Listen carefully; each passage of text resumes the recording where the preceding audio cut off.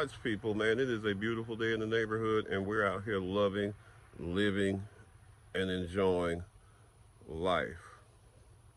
Melanated, it has been a different year this year. Seems like every year since 2020 gets more and more strange.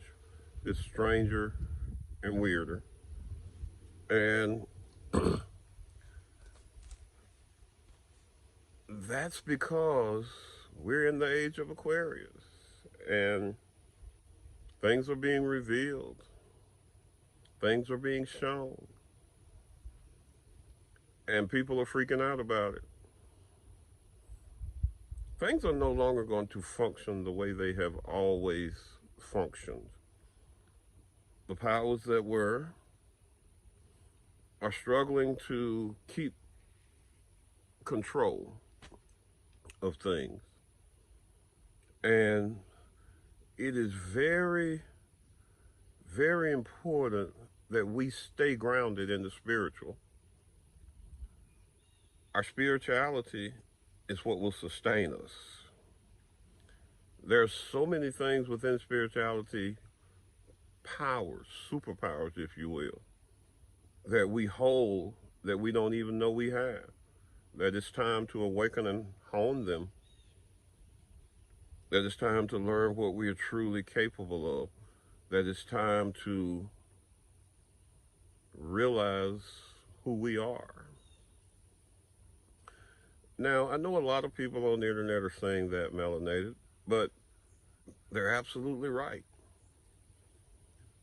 Because here we sit, and everybody's freaking out over this. Well, not everybody, but a lot of people are freaking out over this election. Just totally irrational. When we've had some pretty rough presidents over the years. One of the worst I can think of in my time was Jimmy Carter. They say he was a good man. I don't know that he was Christian, that he was this and he was that. But the economics were pretty bad during his time in office. Everything was pretty bad during his time in office.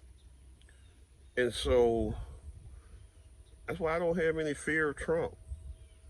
I've seen these things through president after president after president. When you've lived 58 years, 59 years, and you're going into your 60th year soon, there's not much that you haven't seen in the way that the powers that be play with our minds and play with this world. So you have reference points. That's why it's so frustrating to see people my age or older who are still so deeply ingrained and engrossed in the system, in what they learned in school, and what it's supposed to be, and what's in the Bible, and all of these things they're so deeply rooted in, when if they just take time and think back, yeah, this happened. Because what we're going through now, I went through in the 70s, late 60s, early 70s. I can remember it. There was what they called the energy crisis. Gas doubled so fast that here in town we didn't have any digital pumps, so you had to pay double what you paid with analog pumps.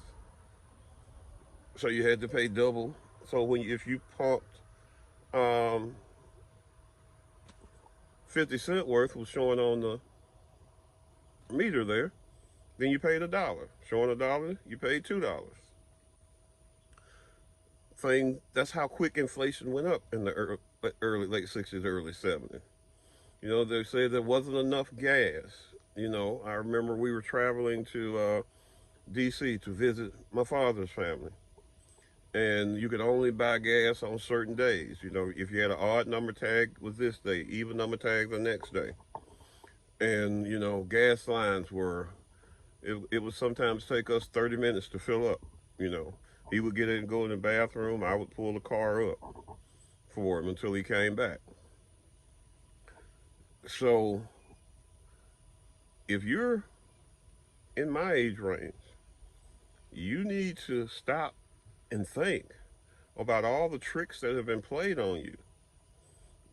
You know, I remember the 80s when all the positive messages were coming out and we were rediscovering and everybody was wearing a dashiki and the rap music had meaning and there was Queen Latifah and there was Arrested Development. You know, there were a lot of groups, you know, Chuck D, Public Enemy.